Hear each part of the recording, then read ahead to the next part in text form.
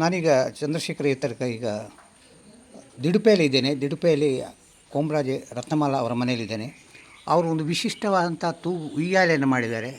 ಅದನ್ನು ತೋರಿಸ್ತಾರೆ. ಹೇಗಿದೆ, ಏನಿದು ಉಯ್ಯಾಲೆ? ನೋಡಿ, ನಮ್ಮ ಹಳೆ ಮನೆಯ ಕಿಟಕಿ. ಇದನ್ನು ನಾನು ಸುಮ್ಮನೆ ಹಾಗೆ ಯಾಕೆ ಬಿಸಾಡುದು ಅಂತ ಹೇಳ್ಕೊಂಡು ತಂದು ಇದನ್ನು ನಾನು ಇದಕ್ಕೆ ಈ ತರ ನಾನು ದಾರ ಉಯ್ಯಾಲೆ ಇದು ಕಟ್ಟಿ ದಾರ ಕಟ್ಟಿ ಈ ತರ ನಾನು ಉಯ್ಯಾಲೆಯಾಗಿ ಮಾಡಿದೆ. ಇದು ಈಗ ಏನಾಗಿದೆ ಅಂದ್ರೆ ಬಂದವರಿಗೆಲ್ಲ ಇದೊಂದು ವಿಶೇಷವಾಗಿ ಕಂಡು ಬಹಳ ಖುಷಿ ಪಟ್ಟು ಇಷ್ಟಪಡ್ತಾ ಇದ್ದಾರೆ. ಆಯ್ತಾ? ಹಾಗೆ ಈ ದಾರ ಇದಕ್ಕೆ ಮತ್ತೆ ಒಂದು ಹೋಲ್ ತೆಗೆದು ಆಚಾರ್ಯನಿಗೆ ತಗೊಂಡೋಗಿ 4 ಹೋಲ್ ತೆಗೆದು ಮತ್ತೆ ಇದಕ್ಕೆ ಈ ರಿಂಗ್ ಹಾಕಿ ಇದಕ್ಕೆ ಹೀಗೆ ದಾರ ಕಟ್ಟಿ. ಇದೆಲ್ಲ ಇಲ್ಲಿ ಲೋಕಲ್ ನಿಮ್ಮ ದಿಡುಪೆ ಹತ್ತಿರ ಸಿಗ್ತದೆ? ಸಿಗ್ತದೆ. ಇಲ್ಲಿ ಬೆಳ್ತಂಗಡಿಯಿಂದ ತಂದು ನಾನು ಮಾಡಿದ್ದು. ನೋಡಿ, ಇವರಲ್ಲಿ ವಿಧ ವಿಧದ ಉಯ್ಯಾಲೆಗಳಿದೆ. ಇನ್ನೊಂದು ಈಜಿ ಚೇರ್ ಒಂದು ತೋರಿಸ್ತಾರೆ. ಇದೇನಿದು ಈಜಿ ಚೇರು? ಇದು ರಾಕಿಂಗ್ ಚೇರ್. ರಾಕಿಂಗ್ ಚೇರು ಇದು ಎಲ್ಲಿ ಅದು? ಇದು ನಾನು ಗುಜರಾತಿನ ರಾಜಕೋಟದಿಂದ ತಗೊಂಡು ಬಂದದ್ದು. ಹಾಂ, ರಾಕಿಂಗ್ ಚೇರ್ ನೋಡಿ, ಗುಜರಾತ್ನ ರಾಜ್ಕೋಟದ್ದು ಇದು. ಈ ಥರ ಮಕ್ಕಳೆಲ್ಲ ತುಂಬ ಇಷ್ಟಪಡ್ತಾರೆ. ಮೊಮ್ಮಕ್ಕಳೆಲ್ಲ ಮಕ್ಕಳು ಸೊಸೆಯಂದಿರು ಎಲ್ಲರೂ ಇದನ್ನು ಬಹಳ ಇಷ್ಟಪಡ್ತಾ ಇದ್ದಾರೆ. ಇದು ನೋಡಿ, ಇದು ಸಹ ಒಂದು ಗುಜರಾತಿನ ಉಯ್ಯಾಲೆ.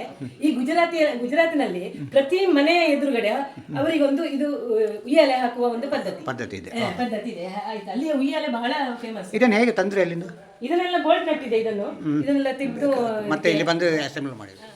ಇದು ಅಸ್ಸಾಮಿನ ಉಯ್ಯಾಲೆ. ಇದು ಅಸ್ಸಾಮಿಂದ? ಅಸ್ಸಾಮಿಗೆ ಹೋಗಿದ್ದಾಗ ನಾನು ತಗೊಂಡು ಬಂದದ್ದು. ಬಹಳ ಹಳೇದು ಮಾತ್ರ ಇದು.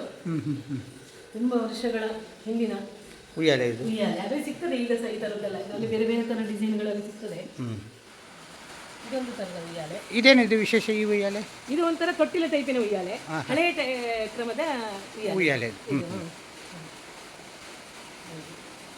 ಇದು ಇನ್ನೊಂದು ಕಿಟಕಿ ಅನ್ನು ಮಾಡಿದ್ದಾನೆ. 2 ಕಿಟಕಿ ಇತ್ತು ನಮ್ಮ ಹಳೆ ಮನೆ. ಇದು ಕಿಟಕಿಯದ್ದೇ? ಕಿಟಕಿಯದ್ದೇ ಇನ್ನೊಂದು.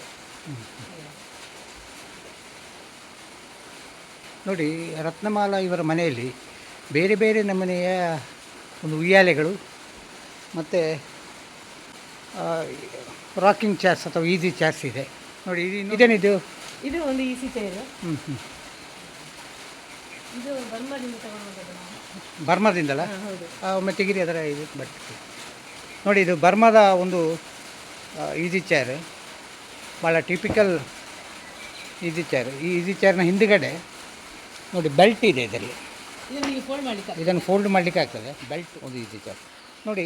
ಈ ರಾಕಿಂಗ್ ಚೇರಲ್ಲಿ ಕೈಗೆ ರಕ್ತ ಸಂಚಾರಕ್ಕೆ ಬೇಕಾದಂಥ ವ್ಯಾಯಾಮಗಳನ್ನು ಮಾಡ್ಬೋದು, ಕಾಲಿಗೆ ಬೇಕಾದಂಥ ವ್ಯಾಯಾಮಗಳನ್ನು ಮಾಡ್ಬೋದು ಇದರಲ್ಲಿ.